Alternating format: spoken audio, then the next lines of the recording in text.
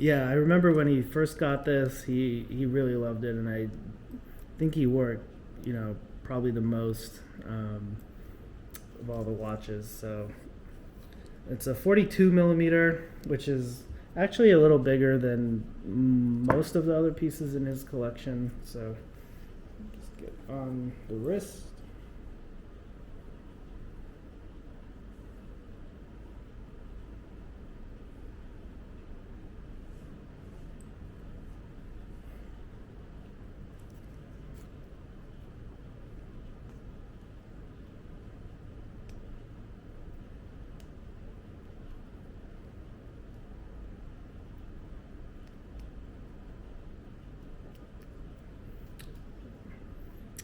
And as you remember, with the Aquanaut, it has the same type of complication. This is 42 mils, but I think it wears pretty well. It's not quite, a big pilot, that kind of size. It's a little bit smaller, so wears very well. And I like it just because it's so distinctive. It's not really exactly like all the other Pateks, but it has that cool time travel function. Again, the aesthetic is a little bit different. It does remind me a little bit of the perpetual calendar, just with the numerals. Can't remember, but I think it came out in a salmon dial. Yeah, so I really like this aesthetic. I've seen both the rose and the white gold, but it's hard. I think I might like the rose a little bit more, but I mean, either way, they're both fantastic pieces. Cool little buckle here. You can see it's got that old school kind of seatbelt look. Yeah, so I think you can see a little bit of the loom, but yeah, one of my favorites. So next we can go with, it's one of my grail pieces. It's a little bit lesser known, I would say, than the 5712, but you can see a little bit different on a strap. A lot of you maybe are used to the bracelet version, but I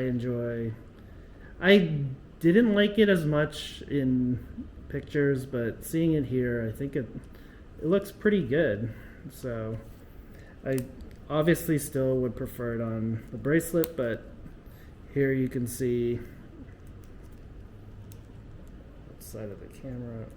Here you can see it on wrist.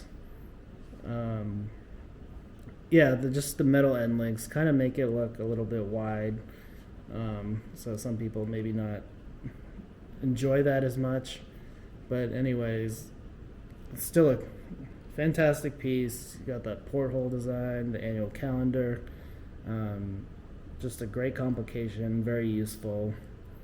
I did help him set it, so it's uses little pushers. You can see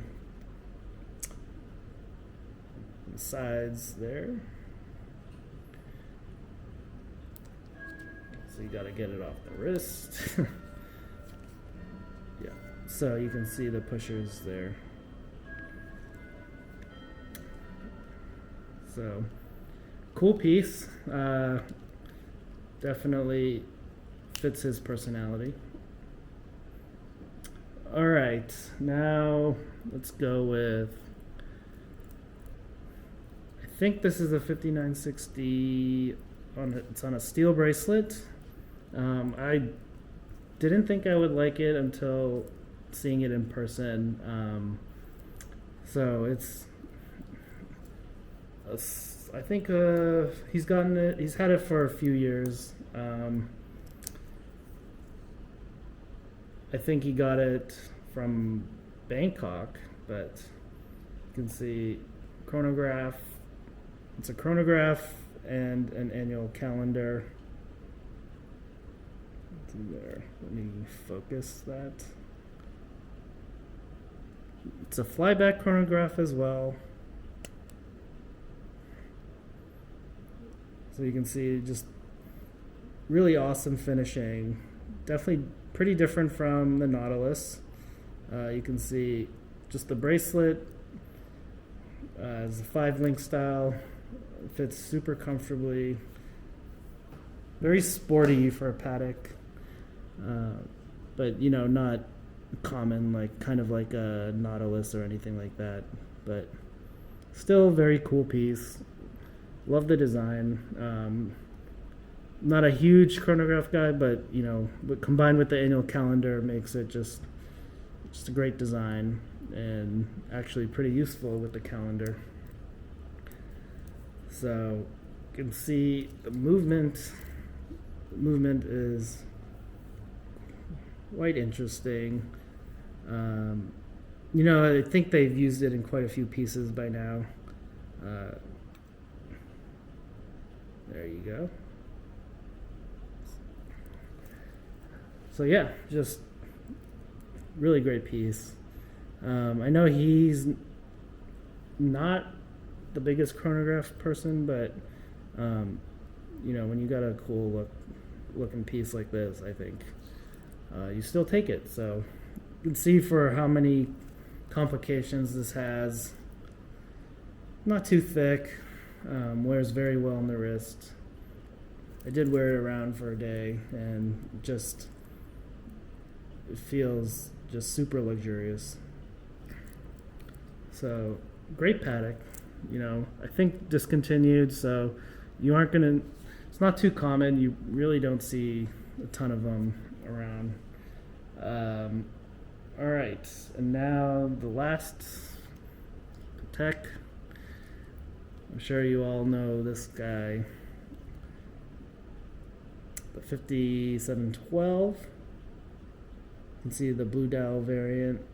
Just awesome piece. Not a lot to say other than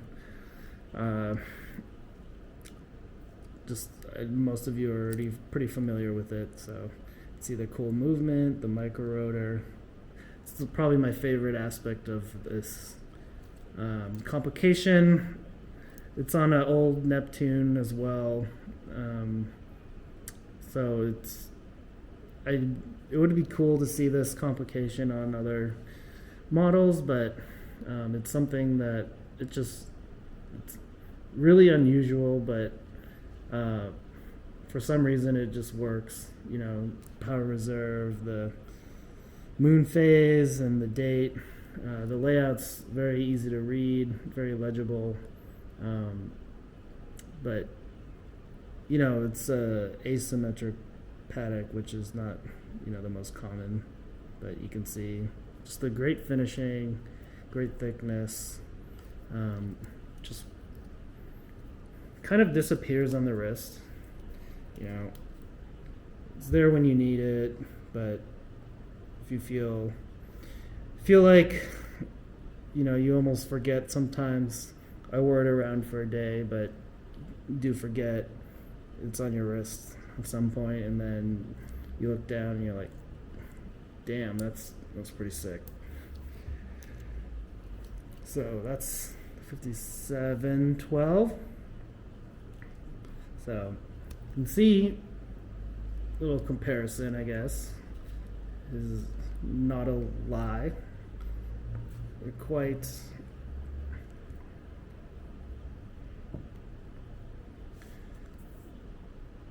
has a pretty different feel to them.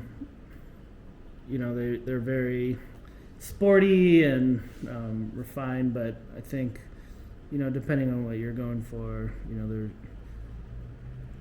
can be a little bit different situations.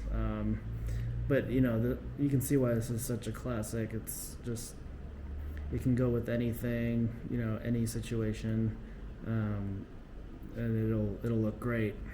So that's his 2 Nautilus.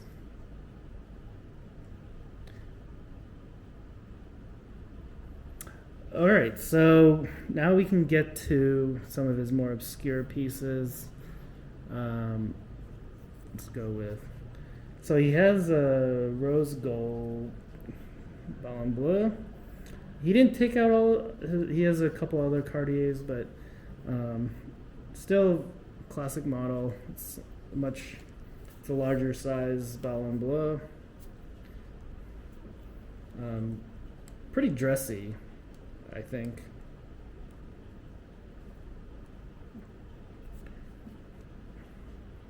But still modern, very wearable, very distinctive kind of piece.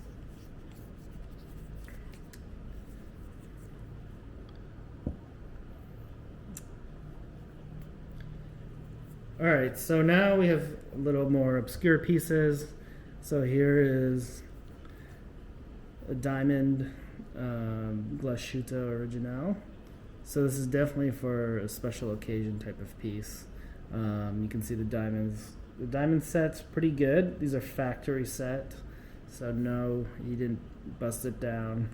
I mean, there are places you could use a few more diamonds, but still, you can tell, even though Glashütte is a very serious watchmaker, but they do very nice factory settings on their diamonds. I do remember actually, I was there when he bought this. So he introduced me to a good friend of mine who is also a sales associate. So for a famous, at the time, famous Asian watch chain,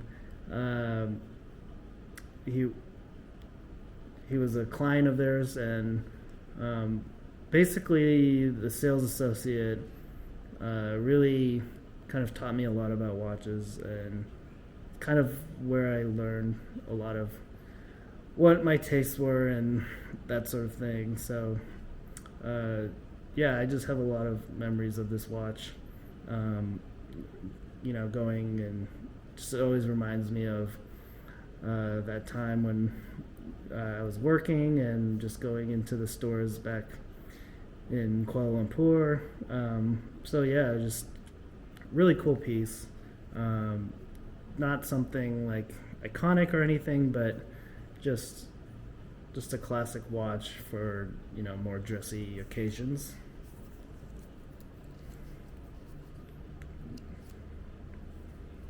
So you can see.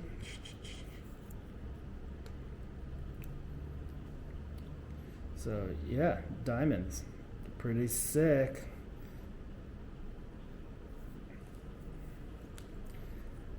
And then finally, we have here a Parmigiani. It's a Kelpa line, and it's an XL. It's an 8-day, but I'm not super familiar with it. But I do remember this was bought when I went to an event with Parmigiani.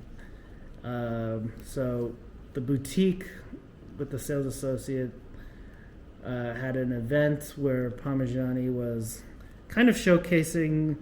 If you remember, he came out with a Bugatti watch that was the crazy driver's watch. So he had an event for that release. So that was when I think he had bought this during that event. But anyways, this is a rose gold Parmigiani. It's 8-day. I'm pretty sure they don't make it anymore. It definitely looks like his older style of watch. You can see the skeleton on that. 8 days. It's pretty crazy. Yeah, I really like it. It's just a very unusual design, but sort of distinctive to Parmigiani. With the lug shape and the tonneau kind of look. It's something that I think has been used in a few different lines. Just really cool piece. It's a little bit big for my taste, but I do enjoy it. You know, I think it has a place.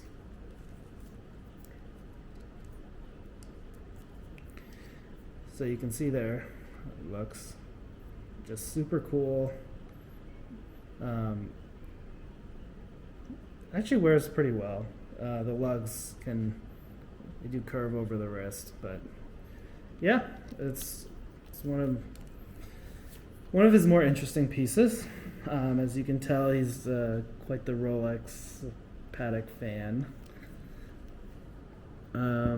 Yeah, so just recap, you know, he's got a pretty interesting collection.